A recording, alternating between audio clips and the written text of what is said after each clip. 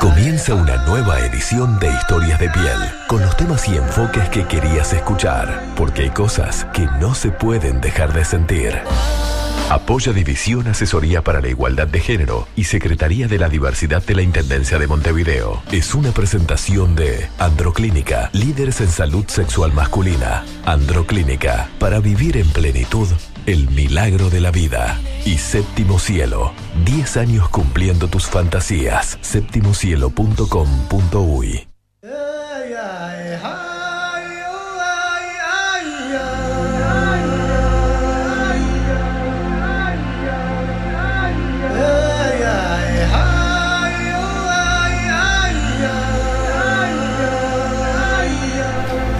Muy, pero muy buenas noches. ¿Cómo va? Bienvenidos, comenzamos estas historias de piel aquí en Metrópolis FM.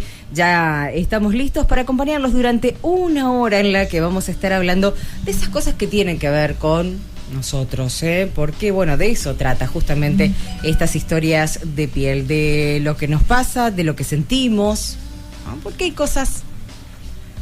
son historias de piel, sí, claro, Rubén, por supuesto, hay cosas que no se pueden dejar de sentir, como lo decimos muy bien en el eslogan, Bueno, comenzamos entonces este programa y aquí te estamos acompañando. Nicole Mendek en la producción, mi nombre es Cintia Caraballo y allí lo tenemos al psicólogo, sexólogo Rubén Campero. ¿Cómo va, Rubén? Muy buenas noches. Muy buenas noches, sí, muy buenas noches, Nick. Muy buenas noches, gente de Metrópolis, de Historias de Piel. Y hoy un día más, un martes más, abordando uno de los temas vinculados con la sexualidad, con la vida, con el erotismo, con las cosas que nos pasan en lo cotidiano, con temáticas de sensibilidad social. Recordamos a la audiencia que a partir también de cuando pasamos a una frecuencia bisemanal de martes y jueves, hemos ampliado un poquito también el abanico de temas para poder abordar. Y bueno, nada, estamos ahí tratando de tocarnos desde la voz en una forma mucho más amplia y no solo desde el punto de vista de lo sexual. Y hoy un tema sí que involucra lo sexual y que tiene que ver, pero va más allá de lo sexual. Va mucho más. Que toca lo reproductivo, que es una de las facetas de la sexualidad, y que además también toca una temática o problemática, si ustedes quieren, social. ¿De qué vamos a estar hablando hoy, gente? Vamos a hablar del embarazo en la adolescencia. La adolescencia, una etapa de la vida que, bueno, que media nueva. En otras épocas de la vida no se consideraba demasiado. Recuerden algunos abuelos todavía que decían que cuando se pusieron los pantalones largos, o sea, se pasaba rápidamente de tener pantalones cortos a pantalones largos, casi como en un efecto ritual mágico, se pasaba a la adultez. La adolescencia empezó con el tiempo a instalarse como esa etapa intermedia, digamos, en la cual, bueno, se va dando un entrenamiento para la vida adulta y que evidentemente empieza luego de la pubertad. La pubertad es el desarrollo, como habitualmente decimos, los cambios a nivel corporal por efecto de las hormonas, donde los caracteres sexuales secundarios, esto es los más visibles a nivel de lo que diferencian biológicamente a machos y hembras, son posibles de identificar y por supuesto que se desarrolla en gran medida la capacidad reproductiva. Y eso genera en la educación sexual tradicional mucho temor, mucho cimbronazo, porque bueno, parece que ahora los jóvenes y las jóvenes se pueden reproducir, y eso importa mucho, ¿no? No solo placer, sino reproducir. Y tenemos el temón del embarazo en la adolescencia. Vamos a tener además en el día de hoy un audio en el cual amablemente Silvia Graña, que es la directora del programa de Adolescencia y Juventud del Ministerio de Salud Pública, bueno, un poquito para contarnos básicamente de lo que se viene haciendo, también desde las políticas y básicamente lo que tiene que ver también con la Estrategia Nacional de Prevención del Embarazo No Intencional en Adolescencia, en el cual, bueno, estoy participando en algunas de las instancias de formación en lo que hace el interior del país y, bueno, estoy bastante por ahí compenetrado un poquito con esta implementación de este programa. Así que estaremos escuchando así a Silvia de lo que nos pueda contar al respecto. Y, gente, nos estamos introduciendo. ¿Conoces gente? Seguramente que sí. Que, bueno, lamentablemente a veces 10 años, 11 años. ¿Qué pasa entre los 10 y los 14? Que son niños, porque aquí hay hombres también, sí, hombres vinculados con su capacidad nueva reproductiva, teniendo hijos. ¿Qué pasa ahí, no? ¿Qué pasa a partir de los 15 años? Que bueno, ahí ya podemos respirar un poquito más y capaz que, bueno, sí, empieza otra etapa dentro de la adolescencia, pero ¿qué pasa también en estas etapas anteriores? Donde vemos verdaderas niñas embarazadas con todos los riesgos de morbimortalidad que implica tanto para el niño o la niña como para la propia niña embarazada, y toda la problemática social que trae esto. Y quizá en estas etapas de la vida podemos pensar también que si es un embarazo deseado o si no es más bien un acto reproductivo forzado. Hay muchas situaciones de violencia en torno a estas niñas que generalmente o casualidad son de bajos recursos en gran medida. Los porcentajes son clarísimos, ahora los vamos a estar viendo. Pero incluso también qué pasa con las adolescentes embarazadas después de los 15 años hasta los 19, más o menos, en donde se mide la adolescencia. Es un tema vinculado con la educación, es un tema vinculado con la pobreza, es un tema vinculado con los mandatos que hay sobre la maternidad. Es que la pobreza deja a estas chiquilinas con la única posibilidad de sentir que lo que pueden tener es un bebé y por tanto ocupar una posición social digna dentro de su comunidad siendo madres. ¿Cómo interpela esto al mundo adulto, al sistema, al Estado, a las políticas, a la economía también, en el sentido de decir, bueno, ¿qué otras cosas se les puede ofrecer a estas chiquilinas y a estos chiquilines también para que a veces no queden solamente enganchados, más allá que es legítimo dentro de ciertas edades poder plantear un embarazo deseado, pero bueno, más allá del embarazo que otras alternativas, sabiendo además que cuando, digamos, hay mayor acceso a la educación y acceso a recursos socioeconómicos, estos, entre comillas, deseos de embarazarse no aparecen tanto. Así que les dejo planteado este tema del embarazo en la adolescencia y vamos a estar metiéndonos en una problemática que es social, es emocional, es vincular, que toca muchas cuestiones vinculadas con género, que pasa con las masculinidades también, en los chicos jóvenes que siguen haciendo, sin hacerse cargo de las consecuencias reproductivas de sus actos. Todo un tema, el embarazo en la adolescencia. Por eso te invitamos a participar, a que dejes tu mensaje, que dejes tu experiencia, tu opinión, a través de nuestro WhatsApp 092 0100490. Te lo digo otra vez, 092 0100490. Por allí te invitamos a conectarte. Si quieres hacerlo también a través de mensajes de texto, está habilitado el 1049. También estamos en Facebook, estamos allí transmitiendo en vivo a través de Facebook Live, Historias de Piel. Así nos encontrás en Face para poder, bueno, interactuar con nosotros en esta jornada y hablar, bueno, darnos tu opinión sobre el embarazo adolescente.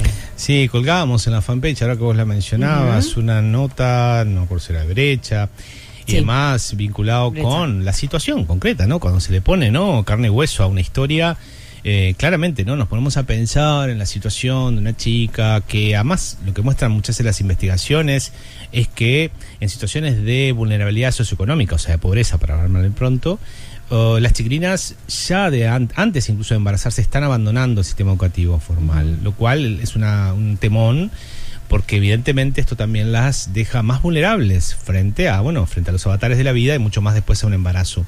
¿Por qué? Porque también sigue estando muy presente en estos sectores y culturalmente también que las mujeres están para las situaciones de cuidado, entonces tienen que hacerse cargo de sus hermanos más chicos, tienen que cuidar a los enfermos, cuidar a los viejos dentro de la familia también, y es un tema que debemos poner sobre la mesa en cuáles son los pesos que todavía pesan, valga la redundancia, sobre las mujeres y en este caso las mujeres jóvenes. La pobreza es claramente un factor que juega en esta cuestión, claramente la desigualdad social en ese sentido y toda la fragmentación que esto genera. Tengamos en cuenta que lo que son a nivel de esto, creo que en la nota se planteaba, ¿no?, un 27% de las consultas a nivel de ACE, o sea, lo que tiene que ver con usuarias del servicio de salud pública, digamos, presentan, son adolescentes, son embarazos de chiquilinas entre 10 y 19 años. No así, que es un 10% en lo que es el servicio mutual, o sea, la parte más privada. Bueno, ahí ya tenemos una variable como súper interesante para poder pensar qué pasa con esto de los bajos recursos y del embarazo adolescente, y qué pasa con el tema que generalmente no siempre son, o pocas veces son también planificados en ese sentido, ¿no? Y qué pasa justamente particularmente con la situación de ciertos embarazos, sobre todo niñas chicas, cuando uno le entra la duda, o más que duda, le entra la afirmación de si ahí no estará habiendo una situación de reproducción forzada. Recuerden, y lo decíamos hace un rato, ¿no?, ¿cómo se le llama en realidad? Maternidad forzada, más que un embarazo, una maternidad forzada. Yo prefiero llamarle una reproducción forzada, si la pobreza de alguna manera fuerza a veces a caer en estas situaciones, más en una situación de adolescencia, ¿no? Bueno, hay pocas cosas a las que agarrarse porque recién se está empezando. Las cuestiones de género, lo que recién decíamos, ¿no? Cómo pesan las mujeres, esto de hacer los cuidados, de tener que ser madre, ser madre como única opción en la vida también. Esto es un gran cuestionamiento a como esto pesa, abuso sexual, hay muchas niñas que han venido siendo sistemáticamente abusadas sexualmente, y bueno, y quedan estas situaciones donde, bueno, quizá el embarazo rescate desde algún lugar, ¿no? Situaciones de incesto, parejas abusivas con las cuales se vinculan, y esto también influye muchísimo, y que habría que preguntarse entonces sobre el deseo también, incluso de este embarazo, si hay un deseo o si no hay un forzamiento, directo o indirecto a veces, a que estas chiquilinas pobres tengan que caer en un embarazo. Porque tiene que ver también con, bueno, cómo ha sido la evolución histórica, porque tiempos atrás, y no muy atrás, si hablamos de nuestras abuelas o bisabuelas, de pronto, sí, ya contraían matrimonio o quedaban embarazadas directamente siendo muy jóvenes, o las hacían casar o comenzaban a formar sus familias, comenzaban a tener hijos, esa era la cuestión, comenzaban a tener hijos a los 14, 15 años, y era cuando comenzaban sus familias, y después venía por allí una chorrera de hijos, y era como su función en la vida, porque las preparaban y porque en la escuela les enseñaban a coser, tejer, bordar, limpiar, atender al marido y ser la señora de su casa. Y entonces era como importante el crecer para finalmente llegar a eso, ¿no? Hasta que comenzaban ya su desarrollo, su crecimiento, entonces, bueno, ya se hacían mujeres, ya podían, ¿no?, ser madres, y entonces ya estaban aptas para la vida a partir del desarrollo. Pareciera, ¿no?, como que hubiera sido así. Hoy en día hay otro planteamiento, y de hecho pasa también que en una mujer que puede decidir, hasta el hecho de la maternidad es algo que viene como pospuesto, porque hay otros intereses o cuestiones que la mujer ha ganado también en lo que tiene que ver con la sociedad, el desarrollo personal como mujer, como persona, como encargada de un trabajo, de una empresa, de toda una familia, porque a veces pasa una mujer joven a ser la encargada de sus padres, de sus sobrinos, de los demás, y entonces pospone su propia maternidad, ¿no? Esto en quien puede decidir. Pero estabas hablando de esa diferencia, ¿no? De aquellos que no pueden decidir, o del empoderamiento que tienen al tener un hijo también.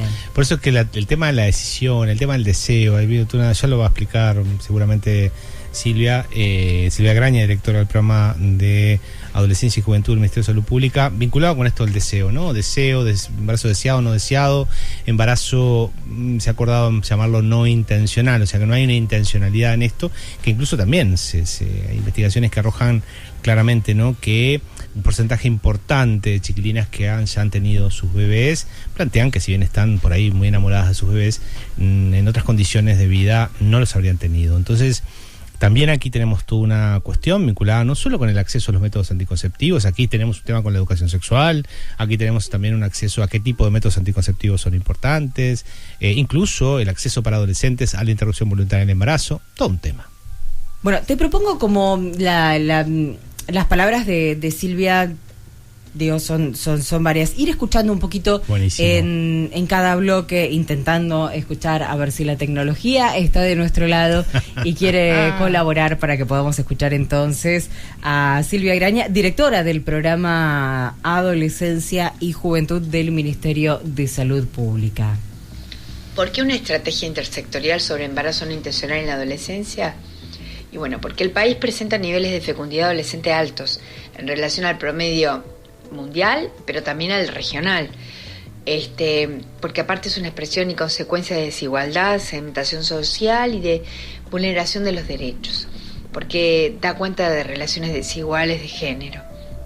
En su mayoría, aparte, estos embarazos no fueron planificados por las adolescentes. Limita aparte fuertemente el horizonte de posibilidades de desarrollo de estas adolescentes y afecta su inserción y la continuidad o la reinserción educativa, también como la participación en otras dimensiones como pueden ser las culturales y en otros ámbitos. También porque tenemos que ver o visualizar que el embarazo en las menores de 15 años puede vincularse a la violencia sexual, y hablamos de la maternidad forzada. De hecho, está relacionado con la maternidad forzada. Si nosotros vemos, algunos números que explican un poco o fundamentan esta estrategia, ¿verdad? Tiene que ver, por ejemplo, con la evolución de la tasa global de fecundidad. La tasa global de fecundidad es la cantidad de hijos que tienen las mujeres. Y si vemos el Uruguay desde el 1996 al 2016, esta tasa ha venido descendiendo en forma sostenida, ¿verdad? Y en el 2005 ya teníamos que la tasa de reemplazo, o sea, las mujeres uruguayas tenían menos de 2 hijos, se ubicaba en 1.90. En 2016, esta tasa global de fecundidad se ubica en 1.88.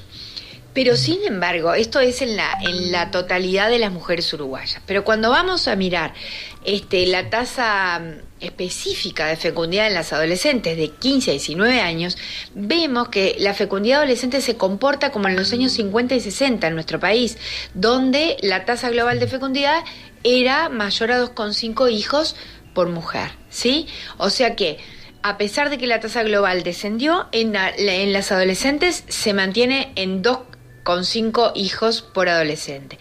También, o sea, si vemos los porcentajes, vemos que esos porcentajes que en el 96 era 16,9% de embarazo en adolescencia, ahora, se mantiene casi igual, ¿verdad? Con un leve descenso.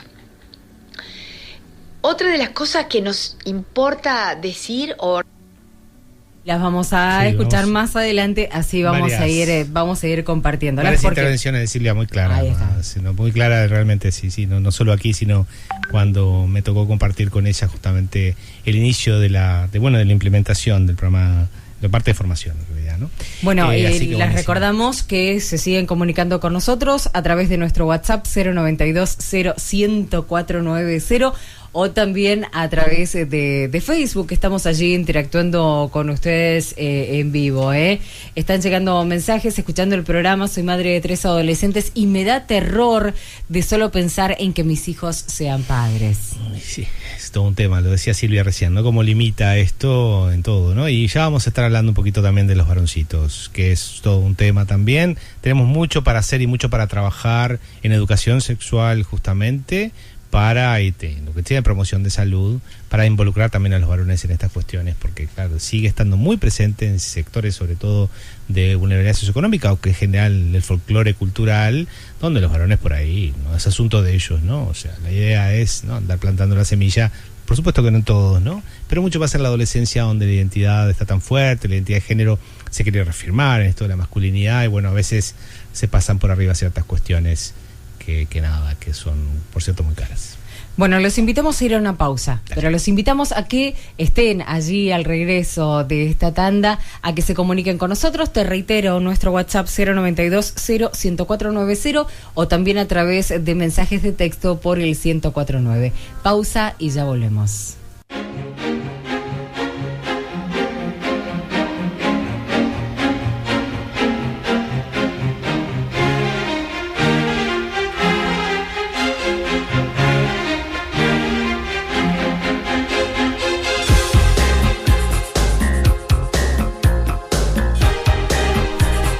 Seguimos en Historias de Piel, seguimos acompañándolos en vivo aquí en Metrópolis FM. La conocemos, ¿no? Sí. Así como...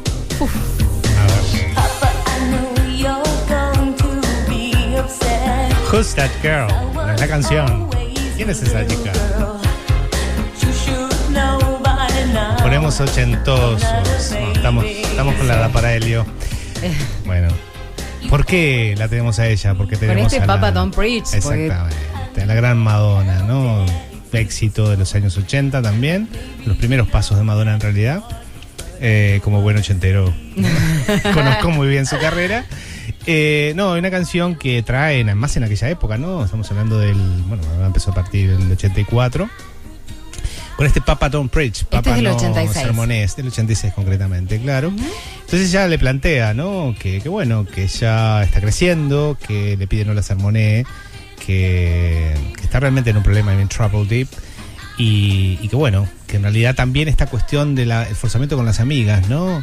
Que sus amigas le dicen que lo aborte finalmente, ¿no? Pero que ella finalmente quiere conservar a este bebé. Todas las problemáticas que vive un adolescente. I wanna ¿no? keep my baby. Quiero quedarme con mi bebé. Exactamente, ¿no? Entonces, esta cuestión de pedirle que no se hermanee, que apoye, que escuche, que atienda, que haga presencia como adulto, creo que venía bien también para pensar también la situación del embarazo en la adolescencia, que trae tantas puntas y que no tiene que ver solo con la chica, en definitiva, sino que también aquí involucra, como decíamos antes de irnos al corte, también a los varones. Que el tema de los varones es un tema, no con los varones en concreto, sino con lo que hace la cultura todavía a nivel educativo con los varones, donde cuesta que en el folclore se involucre. Por ejemplo, les pongo un ejemplo, capaz que identifican la situación como chiste, ¿no? ¿Cuántas personas a veces dicen en broma, en un asado, hablando, dice, che, ¿vos cuántos hijos tenés? Y el varón dice, yo tengo 2, que sepa, ja, ja, ja, ja, ja. Claro. ¿Qué quiero decir con esto? Creo que es bastante claro. O reconocidos tantos. O reconocidos tantos, exactamente. Tenemos muy incorporado en la cultura que los hombres podemos andar desparciendo nuestro semen por ahí, fecundando cuerpos y demás, y que esto por ahí no nos joroba tanto, no nos involucra tanto, en definitiva. Sobre todo también los valores de la masculinidad, más en la adolescencia particularmente, insisto, que se está construyendo la identidad, donde se quiere reafirmar que se es muy macho también. Bueno, esta cuestión de andar preñando mujeres, porque a nivel, lo digo de esta manera, porque a nivel de sectores de vulnerabilidad socioeconómica, este es un factor que, digamos, genera de orgullo de macho a un gurí, porque lo hace sentir más adulto de alguna manera, lo coloca en una posición de superioridad frente a otros varones con los cuales compite por ahí o se compara. También estas cuestiones a veces del no usar preservativo están muy exacerbadas respecto a yo soy macho y no le tengo miedo a nada y lo hago a pelo porque no me importa nada. En estos sectores también la masculinidad exacerbada en relación a yo no acepto ninguna regla, no acepto ningún límite y en definitiva hago lo que se me canta porque soy un hombre bravío. Esto aparece no solo en los gurises de sectores socioeconómicos descendidos o vulnerables, sino que también aparece en general en la cultura y esto es aplaudido y valorado. Bueno, este tipo de educación vinculada con la masculinidad hace que los hombres en general y los adolescentes en particular muchas veces no se hagan cargo de las consecuencias reproductivas de sus actos sexuales. Un poco hablando con Silvia, que ahora un rato vamos a seguir escuchándola, ella me hablaba, ¿no?, en su consulta en la policlínica con adolescentes, también al hablar con adolescentes varones, en esta cuestión de cómo concientizarlos en la valorización también de sus actos, incluso de el destino de su semen también, ¿no? O sea, en esta cuestión de decir, a ver, esto sale de vos y esto es importante, ¿no? Como para, nada, no por hecho que te salga a vos el semen y quede por ahí, no tenga nada que ver contigo, pero esto es, trabajando en talleres con chiquilines, está esto, que ella se maneje, si quedó embarazada que se joda. Entonces, y esto se maneja, no solo lo dicen los varones, lo dicen otras chiquilinas también, de las chiquilinas. Entonces, tenemos una problemática difícil y por eso hay que trabajar tanto en la perspectiva de género, para poder realmente hacer algo por estas situaciones, porque si no estamos naturalizando la desigualdad social. Bueno, te propongo escuchar un poquito más de Silvia Graña, que nos dejaba con algo pendiente, ¿no? Exactamente, cierto. A ver, ahí va. Resaltar es que si estas tasas, ¿verdad?, que son cada 1.000 adolescentes de 15 a 19, la tasa específica es el número de nacimientos de las adolescentes entre 15 y 19, cuando ponemos la lupa y miramos los diferentes departamentos o los diferentes barrios, vemos que esas tasas cambian mucho. Y por ejemplo, tenemos 6 departamentos situados al norte del país y al centro, o sea, Artigas, Salto, Tacuarembó, Cerro Largo, ¿verdad? Con tasas altas, con tasas bastante altas, que llegan a casi a un 70 nacidos vivos cada 1.000 adolescentes de 15 a 19, que contrastan con, por ejemplo, un departamento como Florida, que tiene 43 nacimientos cada 1.000 adolescentes. Estas diferencias se ven también, en los barrios, ¿verdad? Y también podemos ver esta segmentación y desigualdad si miramos en dónde se atienden las adolescentes. Cuando miramos el prestador de salud que les brinda atención, si tomamos las adolescentes que han sido madres en el sistema público, vemos que ahí llega hasta un 28% el embarazo en las adolescentes. Sin embargo, cuando vamos al sistema mutual, vemos que ese porcentaje desciende a 10%.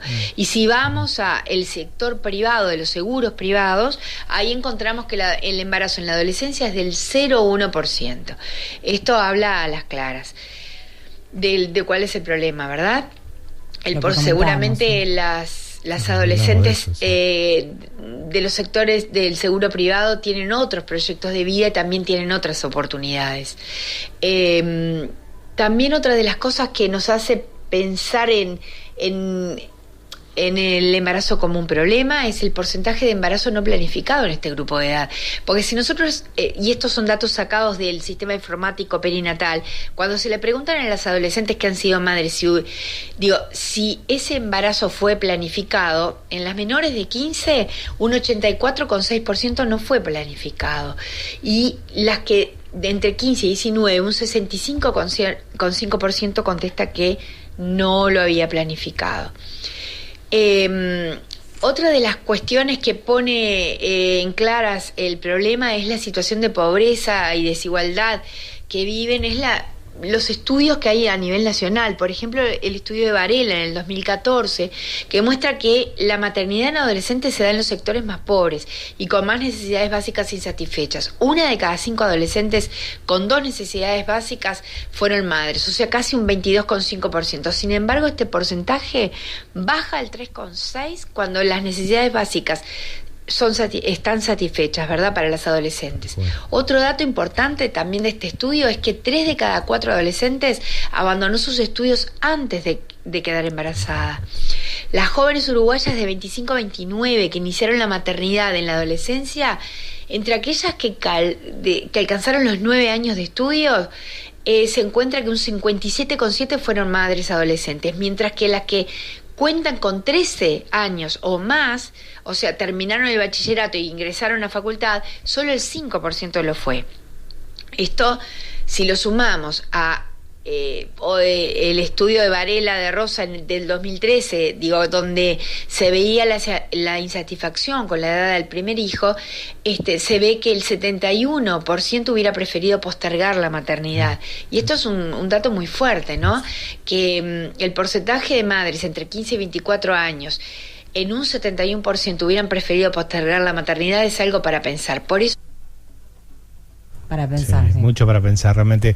Claro, la cantidad de información, sobre todo con los datos, que son reveladores, que nos plantea Silvia en este audio que amablemente nos mandó, al cual agradecemos, nos deja ante una realidad de que muestra las claras, ¿no? Los efectos claramente de la pobreza y de otros factores que desigualan situaciones, ¿no? O sea, no solo el tema de la pobreza, sino también debemos también revisar a veces.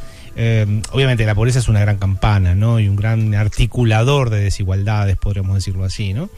Cuando faltan recursos no solo económicos, en términos también de lo cultural, aquí también se conjuga mucho este ideal de la maternidad y en esta cuestión de, los recursos que hay alrededor no son como muy buenos y ¿qué es lo que puedo tener? Un hijo.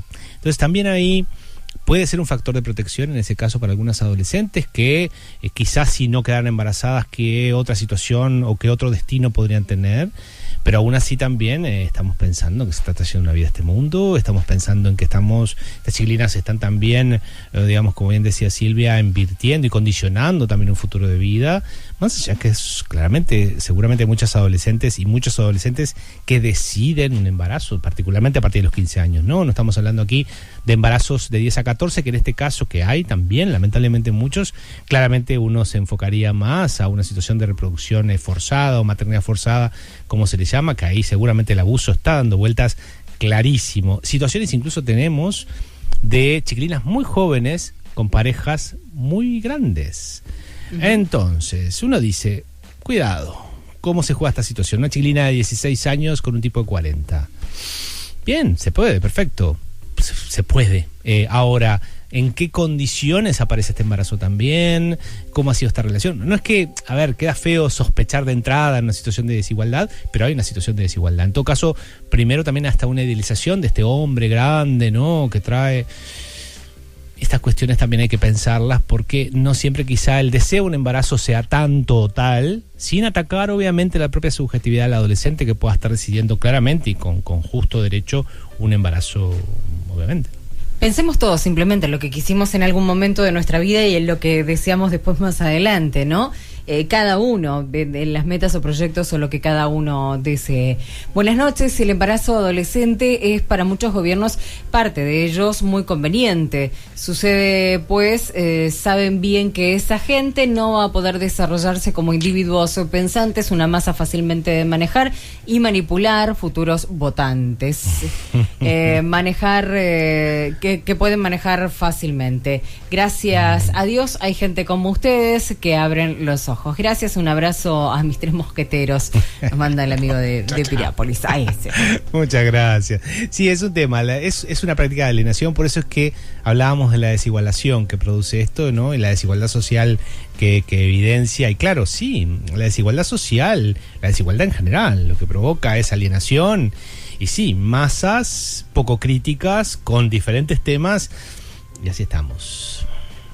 Así estamos, comunicados con vos a través de nuestro WhatsApp 092-010-490 o también a través del 1049 por mensajes de texto. No te olvides, estamos transmitiendo en vivo a través de Facebook. Seguimos escuchando un poquito más de la doctora dale, buenísimo, Araña. buenísimo.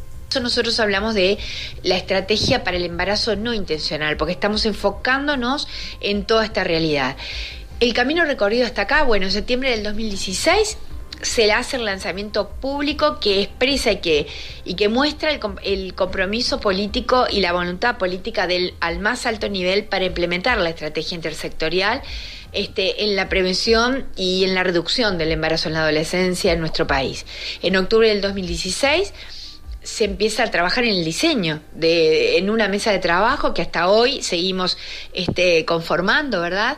Y se comienza a elaborar un documento que refleja lo que queremos y nos guía, ¿verdad? Y también, digo, no solo plantea un objetivo, sino que tiene un marco conceptual sólido, del que ahora voy a hacer referencia. En febrero del 2017, para nosotros, hay una cuestión importante porque es una de las líneas de acción más importantes de la estrategia, que tiene que ver con la conformación de la Comisión de comunicación de todas las unidades de comunicación de los diferentes sectores.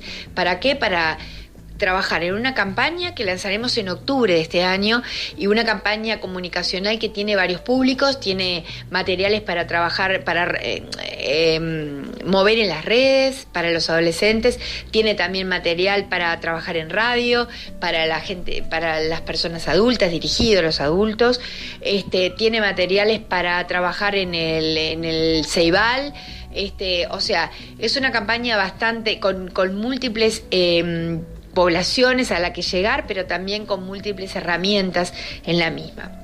En abril del 2017 se inicia la elaboración de indicadores de la estrategia con el apoyo técnico de OPP, y esto nos parece un punto fundamental, porque una estrategia que no tengamos cómo medirla, evaluarla y ver cómo viene implementándose, poco vamos a poder hacer, ¿no? En mayo del 2017 se conforma la mesa intersectorial que va a dar seguimiento a estos indicadores y a la implementación de la estrategia en los diferentes territorios. La estructura del documento, me interesa decir que, bueno, que tiene una introducción, una fundamentación. La fundamentación está basada en la investigación y la evidencia científica disponible, ¿no? Sabiendo que es importante y que falta continuar profundizando los conocimientos. El marco conceptual sí me importa que quede claro que, bueno, tiene un enfoque de género, que nos dio mucho trabajo construirlo, pero que es una construcción de la cual estamos orgullosos, porque tiene un enfoque de género, de derechos y de diversidad. Plantea también la adolescencia como una etapa específica y construcción social, pero también como una etapa de oportunidad. Al embarazo no intencional como una expresión de desigualdad social. También hace diferencia entre lo que es embarazo y maternidad forzada en niñas, porque creemos que hay que tener una diferencia, pararnos desde una diferencia conceptual en las menores de 15, claro. incluye a los varones, y esto es algo muy importante, subraya el abordaje multidimensional, integral e intersectorial. Completito. Sí, completito. Súper importante que estás señalando también un poco lo que estábamos hablando en este segundo bloque, Historias de Piel, sobre la participación de los varones. También evidentemente que en esta situación, ¿no?, de alienación, bueno, hay que considerar situaciones también de la educación, que además de la pobreza como gran campana, también esta educación vinculada a veces con una exacerbación de la masculinidad como única manera como de compensar la desigualdad. Entonces, como estoy dentro de una desigualdad que es socioeconómica, cultural y demás, me paro en esta masculinidad hegemónica y, digámoslo así, inferiorizo a otras personas. Y más en la adolescencia esto prende con mucha facilidad. Por tanto, también estamos dejando a su suerte a estos muchachos, que bueno, con las consecuencias reproductivas de sus actos. Hay varias películas que hablan de esto. Tenemos algunas, pero si de pronto vos que nos estás escuchando recordás algunas películas que abordaron el tema del embarazo adolescente, ¿te animás a compartirlas con nosotros? A ver si son las mismas que nosotros tenemos por acá o si tenés algunas otras que querés recomendar, porque hay varios que también se trata, hablaba, ¿no?, desde muchas partes de donde se trata, pero también el cine se ha encargado en distintas maneras y en distintos momentos de retratar todo este tema del embarazo adolescente. Si lo recordás, bueno, tíranos tus recomendadas a través de nuestro WhatsApp 092-0-1049 o por mensaje de texto al 1049. ¿Vamos a una pausa, Campero? Vamos a una pausa. Caravaggio. Enseguida volvemos.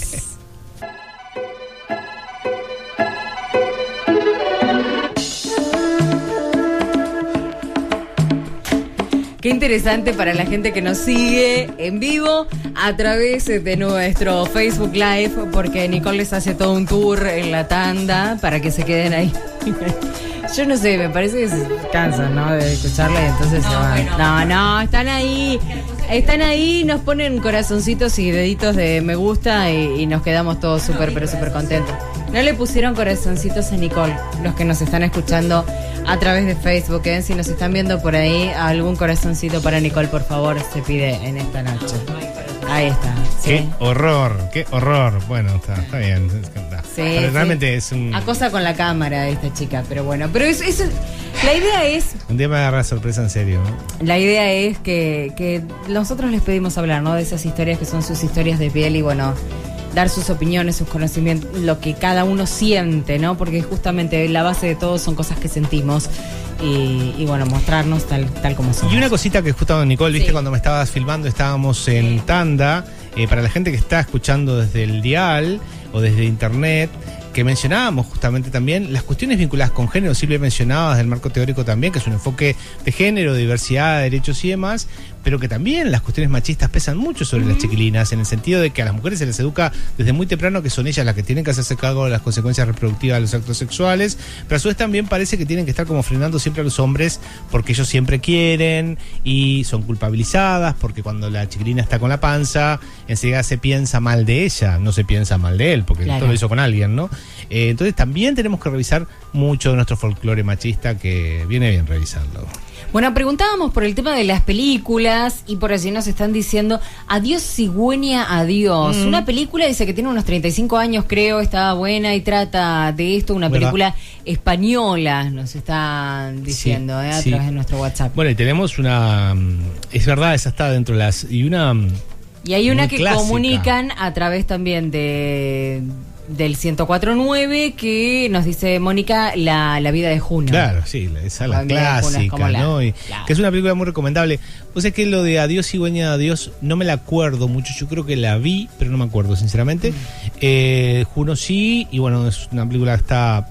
Yo la recomiendo, no sé si es recomendable, pero la recomiendo porque toca bastantes aristas de la temática del embarazo en la adolescencia. Por allí, a ver, nos dice otra punta del tema. La ginecóloga de mi hija nos contó que en Pereira Rosell tiene pacientes con 16 años y 5 abortos. Es un gran avance que todas las mujeres de todas las clases podamos acceder a esto.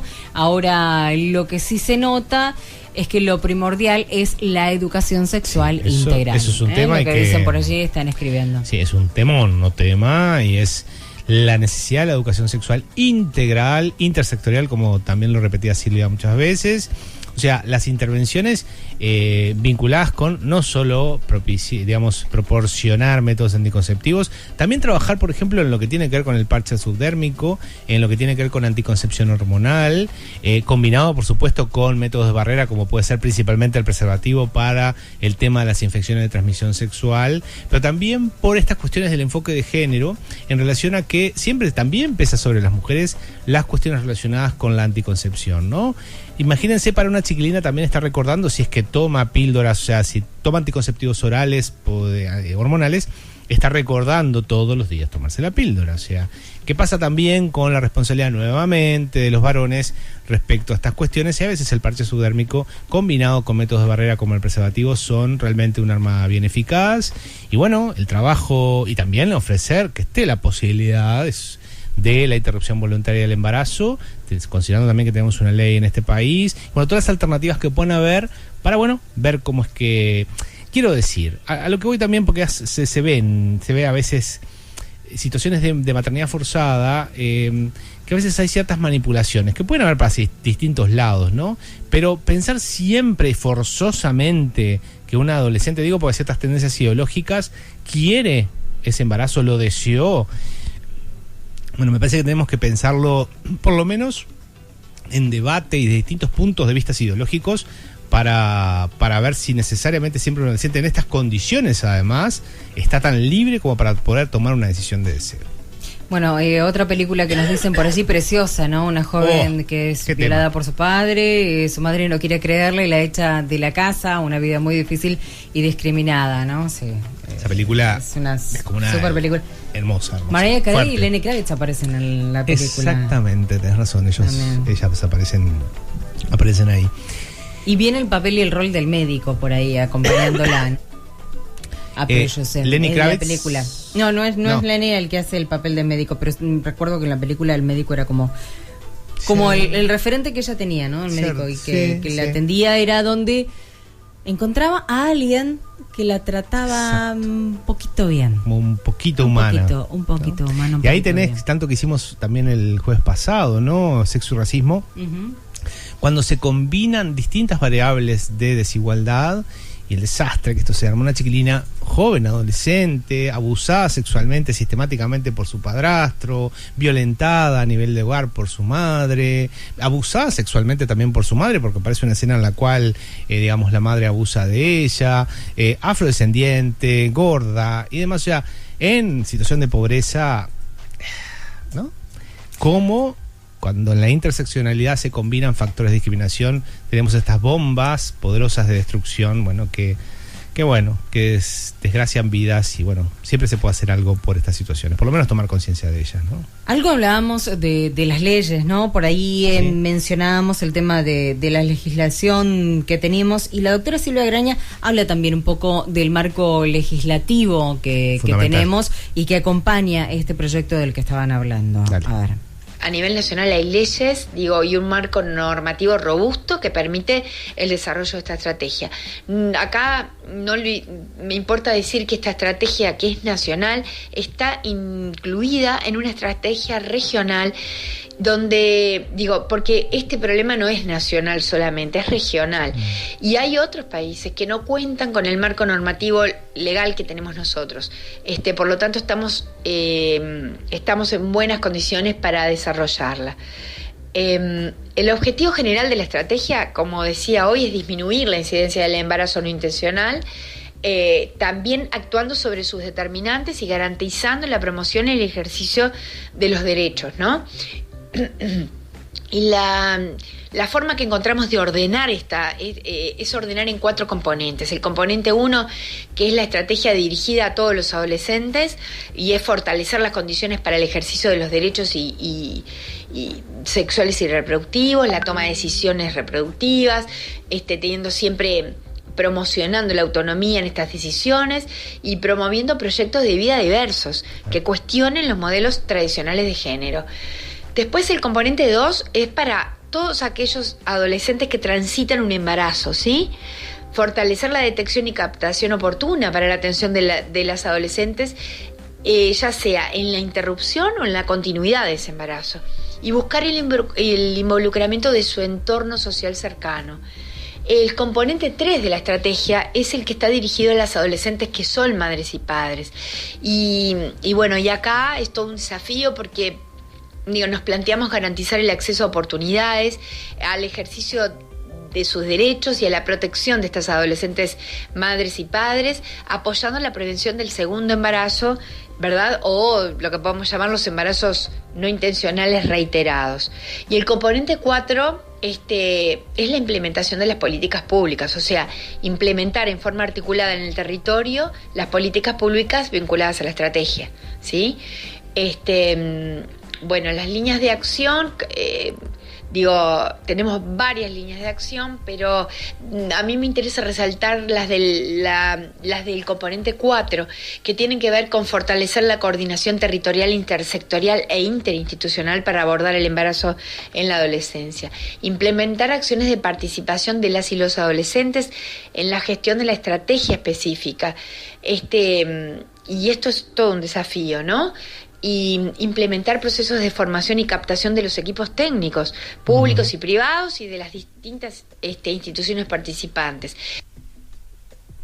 Complicado. Sí, complejo. Es todo un gran desafío, ¿eh? Es una maquinaria con muchas partes, ¿no? Que bueno, así son los programas, ¿no? Así son las implementaciones, llevan trabajo, llevan tiempo. Concretamente yo estoy participando junto a dos colegas, a Isabel Pérez y Solana Quesada, en algunas de las actividades de formación a equipos técnicos en lo que tiene que ver con quienes trabajan directamente con adolescentes, y tiene lo suyo, ¿no? Estuvimos la semana pasada en Artigas y Rivera, y más ya se van a estar en otros departamentos, pero es una situación difícil porque hay que, ¿no? También conectar con el folclore local de cada lugar, ¿no? Cómo se influye justamente en esa situación. Fíjate, acá nos dice uno de los mensajes que llegan a través de nuestro Facebook Live, dice: tengo a alguien conocido que es madre adolescente y en salud pública del interior fue muy mal atendida, tan así que terminó teniendo a su bebé en Montevideo y de manera riesgosa. Por suerte, al final salió todo bien y tuvo un bebé hermosísimo, ¿eh? Bueno, tiene que ver, va directamente con esto, ¿no? El trabajo con el personal técnico, que esa es la idea, no solo con los técnicos, sino también en lo intersectorial, que toda la comunidad de alguna manera esté sensibilizada, tome contacto con esta realidad, no prejuzgue tan de entrada sobre estas situaciones, y se pueda realmente hacer una implementación también de la educación sexual. Aquí esto es una implementación, es intersectorial, porque lo que se intenta justamente es conectarse también con distintos organismos que trabajan por el bienestar de las personas en general y de los y las adolescentes en particular, y generar realmente estrategias de intervención realmente integrales, ¿no? Que puedan hacer que pase algo finalmente en la vida concreta de estas chiquilinas y estos chiquilines que a veces sienten que lo más importante que pueden tener es un hijo, y no está mal, pero es un deber del mundo adulto, insisto, y es un deber del Estado ofrecerle otras alternativas para que realmente puedan tener más dosis de libertad en las elecciones que hacen. Qué lindo escucharte, Rubén. Me quedo pensando en la educación sexual que recibí en el liceo, en mi adolescencia, lo terrorífico que nos intentaron transmitir, y yo en los recreos intentando desarmar esos miedos de mis compañeros. Lo afortunado que fui de nacer en mi familia. Si tendremos recorrido por hacer como educadores y educadoras sexuales, y ni que hablar como país en cuanto a las políticas. Emanuel por allí comenta a través de Facebook. Muchas gracias. Sí, viste, la educación sexual integral, la educación sexual, abierta al diálogo, con perspectiva de género, de derechos, de diversidad, por supuesto, ofrece garantías. Como política ofrece garantías. Yo entiendo que hay gente que está en desacuerdo. Yo tengo muchos años en esto, 27, trabajando en educación sexual, y les puedo garantizar que ofrece garantías. Valga la redundancia. Bueno, por allí a través de nuestro WhatsApp 092-010490 nos van a decir: otra película es Juno, la adolescente que va a dar en adopción a su hijo porque es un embarazo no deseado. Bueno, en este caso se plantean, ¿no?, como las dos cosas, la opción primero de de un aborto y después que decide finalmente tenerlo, y cómo es ese relacionamiento, bueno, una situación que se brinda que es diferente en los procesos, en cuanto a los procesos de adopción, algo que se da en Estados Unidos, que es un relacionamiento directo con aquella familia que va a ser la familia adoptante, ¿no? Y es como una elección de ella misma. En la película es ella quien elige justamente a cuál va a ser esta familia que va a adoptar y que, bueno, mantiene como un lazo. Algo que antes de la modificación de la ley, aquí en Uruguay era posible. Antes acá era posible. Antes del 2009, cuando se modificó la ley de los derechos del niño, el Código de la Infancia, donde incluía todo el tema del apartado de adopción, estaba esta posibilidad de que si una mujer, ponele el caso, bueno, de un adolescente, quería dar su hijo en adopción y de pronto allí en el lugar tenían a alguien conocido o tenían la referencia, mira qué tal pareja quiere un niño y que, bueno, lo van a cuidar bien y qué sé yo, podía expresar su voluntad mediante un juez. Iban al juez y le decían, bueno, yo quiero entregarle a mi hijo a esta familia, que ellos entonces lo críen. Y se hacía a través del juzgado todo esto. Fue algo que, bueno, por pedido de INAU y a raíz de, bueno, claro, es algo que comenzaba por ahí tal vez de buena fe, pero después había llegó a haber hasta negociados con todo este tema, ¿no? El tema de abogados que se metían en el medio, hacer todas estas cuestiones, y entonces ya buscaban, armaban, era como, bueno, de hacer de intermediarios y una cuestión ya de la época, que llegó a ser como bastante compleja, por lo que empezó a intervenir directamente el INAVI y ponía como que la condición y en la modificación de la ley que son ellos los que buscan a través del registro único, y con esto también como para no saltar a aquellos que hacen todo este proceso, y este registro único ponen el registro único de adoptantes y por allí es donde se hace la selección final, ¿no? Entonces ya no tiene la madre esta voluntad, si lo deja en órbita de INAU o expresa de pronto en un hospital la voluntad de dejarlo. Allí las madres creo que firman, por ejemplo es lo que pasa en el Pereira Rosell, que se van y que lo dejan y se van. Algunas dejando sí su nombre, otras dejando nombres falsos. Está la Fundación Canguro también, que se dedica a los niños a cuidar a esos chiquitos que quedan en esa situación. Claro, sí. Teníamos un mensaje que había llegado, y ya estamos ahí en los minutos finales. Bueno. A ver. Bueno, buenas noches, hola Eduardo. Muy bueno el programa como siempre. El tema yo ya lo venía siguiendo, que se iba a hablar hoy. Mi opinión es, por ejemplo, de que dentro de la edad de 10 a 12, 14 años, no hay duda, las niñas, para mí entra dentro del abuso, o sea, del abuso sexual, del abuso emocional, del abuso de la ignorancia de los niños en ese sentido, o niñas, y pienso que por ese lado viene de principio. Quizás en la adolescencia o preadolescencia, 15, 16 años, las niñas o más adolescentes, creo que radica todo en la parte de la situación económica, de la situación social en la que es el entorno en que viven, y pienso que la mayoría lo toma así, como algo de tener algo propio, de tener un escape también, o sea, a veces viven en un entorno familiar donde son agredidas, son abusadas, son maltratadas, y quizás encuentran a alguien, alguna persona a la cual se interesa por ella, y se piensan o suponen que con un hijo se puede retener a una persona y ahí cambiar su situación de vida.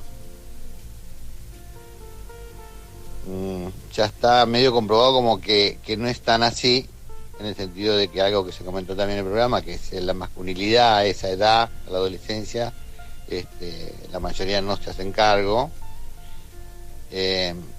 pero a veces se da que los abuelos o sea los padres de ese joven toman cartas en el asunto y se hacen cargo, y a veces a veces el escape termina funcionando para esa niña adolescente. Claro, el tema que gracias, muchísimas gracias, qué buena síntesis que hizo, me ahorró el trabajo.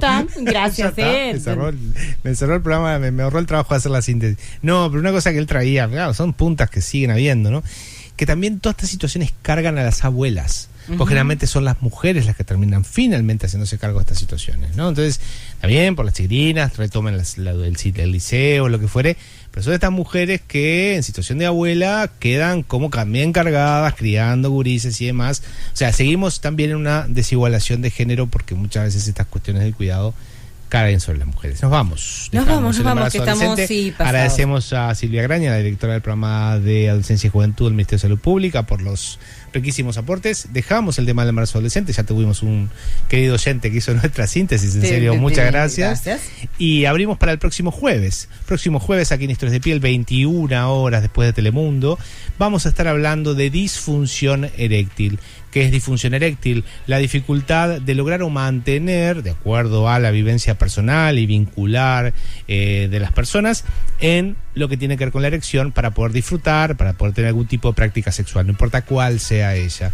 Una temática que está muy presente en lo que trabajamos en terapia sexual, lo vemos a diario, angustia mucho a muchos hombres y a las mujeres y a las personas, en general todas las personas que se vinculan también con hombres. Se parece que es un gran fantasma el tema del pene en esta cultura. Y bueno, ¿qué pasa cuando hay algunas dificultades instaladas con esto de lograr la erección? Y vamos a tener a la gente de Androclínica, que por supuesto nos va a estar acompañando. Vamos a estar charlando con ellos. Nos vamos, Campero, que ya se hizo tarde. Gracias por estar ahí. No se olviden que nos encontramos el próximo jueves.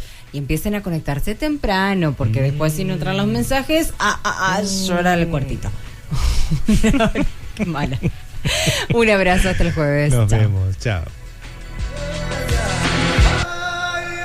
Aquí termina otra entrega de Historias de Piel. Nos reencontramos el próximo jueves a las 21 horas, aquí en Metrópolis FM, porque hay cosas que no se pueden dejar de sentir. Conducción, Cintia Caraballo, y psicólogo-sexólogo, Rubén Campero. Producción, Nicole Mitnick. Apoya División Asesoría para la Igualdad de Género y Secretaría de la Diversidad de la Intendencia de Montevideo.